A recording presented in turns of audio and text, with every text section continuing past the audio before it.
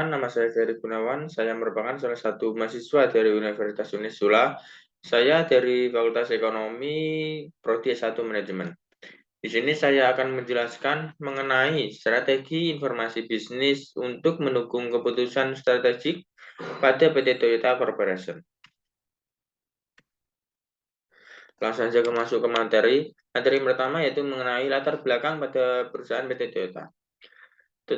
Toyota didirikan di Tokyo pada 28 Agustus 1937.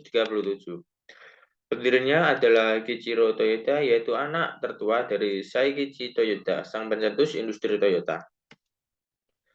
Toyota Corporation terkenal dengan perusahaan mobil otomotif dengan bahan bakar hibrid yang relatif murah dari produk lain.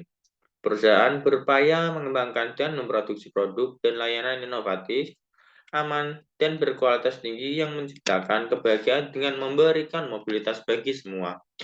Bahwa pencapaian sejati berasal dari dukungan terhadap pelanggan, mitra, karyawan, dan komunitas di mana kami beroperasi. Sejak didirikan lebih dari 80 tahun yang lalu pada tahun 1937, Toyota telah menerapkan prinsip-prinsip panduan dalam mewujudkan masyarakat yang lebih aman, ramah lingkungan, dan inklusif. Saat ini, seiring dengan bertransformasi menjadi perusahaan mobilitas yang mengembangkan teknologi yang terhubung, otomatis, bersama dan berlistrik, kami juga tetap setia pada prinsip-prinsip panduan kami dan banyak tujuan pembangunan berkelanjutan PBB untuk membangun mewujudkan dunia yang lebih baik, di mana setiap orang bebas untuk bergerak. Nah, pada materi selanjutnya yaitu adalah keputusan unstruktur yang diambil oleh PT Toyota. Investor dan kelompok lingkungan telah mengkritik Toyota karena lamban mengembangkan mobil bertenaga baterai dan mengatakan Toyota kini tertinggal di belakang Tesla dan produsen otomotif lainnya yang lebih gesit menangkap permintaan dalam perubahan pasar yang tumbuh cepat. Dalam hal itu, Toyota akan memberikan respon dengan inovasi yang akan diberikan pada konsumen. Yang pertama yaitu adalah mengenai teknologi battery electric vehicle atau BEV. Yang kedua yaitu adalah desain elegan. Yang keempat, yang ketiga yaitu hack teknologi. Nah, orang yang diambil pada keputusan PT Toyota yaitu adalah yang pertama dari baterai electric vehicle atau BEV, di mana mobil ini menggunakan satu-satunya sumber energi baterai yang memberikan kualitas yang ramah lingkungan serta mempermudah dalam pengisian daya. Yang kedua adalah desain sporty, meningkatkan ekspektasi terhadap pengalaman berkendara dengan konsep desain yang menyeimbangkan tenaga, keagungan, dan multifungsi. Yang kedua adalah hack teknologi. Adanya kemampuan pengemudi yang dibekali dengan fitur TSS, TSS Race, dan T-InTouch, dan lain-lain. Atau mungkin Toyota dapat memberikan suatu sistem untuk mendukung keputusan mereka, di mana sistem itu akan memberikan hal yang lebih tinggi untuk mendukung keputusan yang diambil. Nah, latar belakang keputusan yang diambil pada PT Toyota yaitu adalah yang pertama adalah tujuan perusahaan, yang kedua kondisi pasar, yang ketiga adalah supply chain, yang keempat adalah analisis SWOT. Nah, yang pertama sendiri adalah tujuan perusahaan. Toyota bertujuan untuk menargetkan lebih banyak produk bertenaga EV hingga 2026 mendatang. Yang kedua yaitu kondisi pasar untuk mengetahui informasi dari tren baru dan informasi barunya.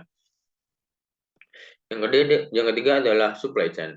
Perusahaan akan tetap mengusahakan barang baku akan tetap tersedia.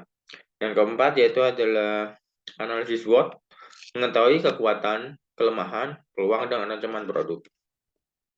Nah, divisi yang dibutuhkan dalam pengambilan struktur pada PT Toyota Corporation yaitu adalah yang pertama, divisi produksi. Divisi produksi ini bertanggung jawab atas pelaksanaan operasional dari sehari-hari. Yang kedua adalah divisi kualitas. Divisi ini fokus pada pemantauan dan perbaikan kualitas produk. Yang ketiga adalah divisi logistik.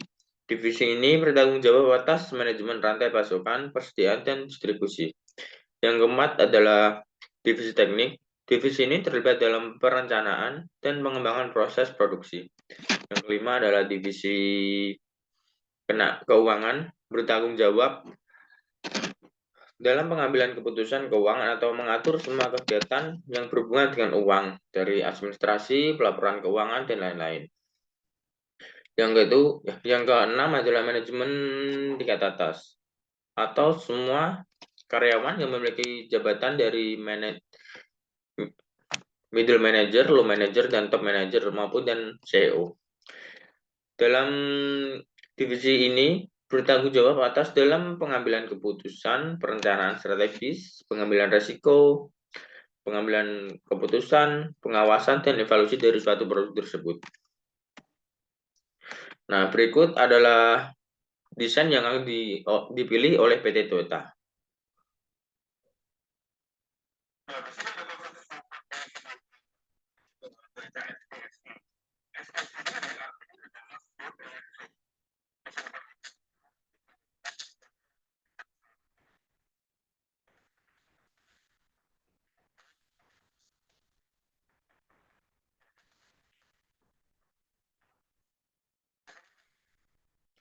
Nah, berikut adalah salah satu produk yang akan di-launching oleh PT Toyota pada 2026 mendatang.